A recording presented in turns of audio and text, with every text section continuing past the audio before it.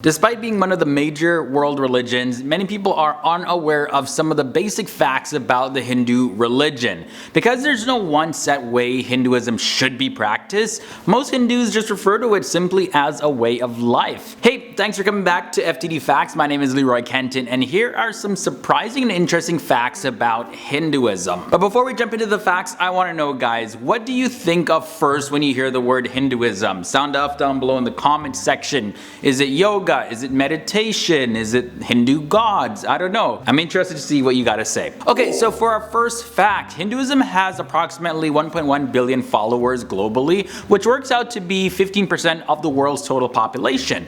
Hinduism is the third largest religion in the world after Christianity and Islam, so of course it has a huge impact on the global scale. Let's now look at the goals of Hinduism. So Dharma meaning righteousness, Artha means money, Kama, right desire, Moksha means salvation, and those make up the four main life goals of Hinduism. The goal of life in Hinduism is to attain salvation or moksha. Self-realization and freedom from the cycle of death and rebirth is the final goal. In Hinduism, there's a belief in the circular rather than a linear concept of time, hence a belief in the life and death cycles. Time is divided up into four stages. There's the Satya Yuga, which is the golden age of innocence. There's a Treta Yuga, Dwapara Yuga, and the Kala Yuga is the final stage. Speaking more about these cycles in time, in Hindu cosmology, it is believed that life is created and destroyed in a cycle every 4.32 billion years. Now it's interesting that this period is pretty close to the current estimated scientific age of the earth, just maybe a little bit more. Now the major books in Hinduism are the Vedas, the Ramayana, and there are 18 Puranas, and there's also the Mahabharata and the Bhagavad Gita, which is part of the Mahabharata but is often read on its own. The Vedas are the central text in Hinduism. Lord Brahma is credited with composition of the Vedas, which were passed down from the great sages to their disciples. Now when it comes to the Vedas, there are four Vedas in total. There's the Rig Veda, Yajur Veda, Sama Veda, and the Atharva Veda. Now more about the Mahabharata specifically. It's one of the major religious texts for Hindus, as I just mentioned, and it's the longest epic poem in the entire world, and it also is described as the longest poem ever written. The longest version of the Mahabharata consists of over 100,000 shlokas, or 200,000 individual verse lines, about 1.8 billion words in total. Bottom line is, it's long. You thought the Bible was long? Ain't got nothing on the Mahabharata.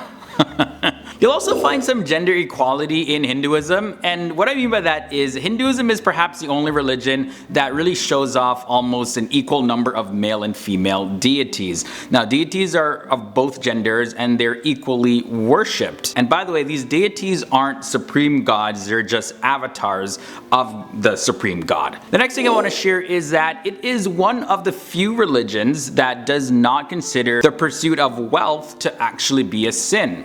So Lakshmi, the goddess of wealth, both material and spiritual, is also a testament to that fact in Hinduism. So if your life purpose is to go get rich, make a lot of money, you're okay in Hinduism. Did you know that Hinduism also promotes organ donation? The first example of organ donation in the world can be found in Hindu mythology. Sage Dadichi, he happily donated his bones so that Lord Indra could use them to create a weapon called the Vajra, and he used this weapon to go and kill demons. Now the final thing I want to share is that the largest Hindu temple in the world is surprisingly not in India, but it's actually located in Angkor, Cambodia. The temple is called the Angkor Wat, and it measures 1,626,000 square meters. Okay guys, so I hope you enjoyed this video about 10 surprising facts about Hinduism. Now it's hard to place the label of a religion on Hinduism as there's so many aspects to it, and honestly it could take a whole lifetime to cover, I know. So let me know your thoughts and comments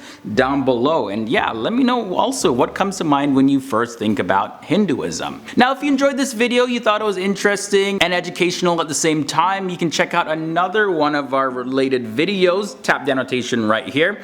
Also follow me, my social media links are below in this video description. Shoot me a message on Instagram and I'll get back to you as soon as possible.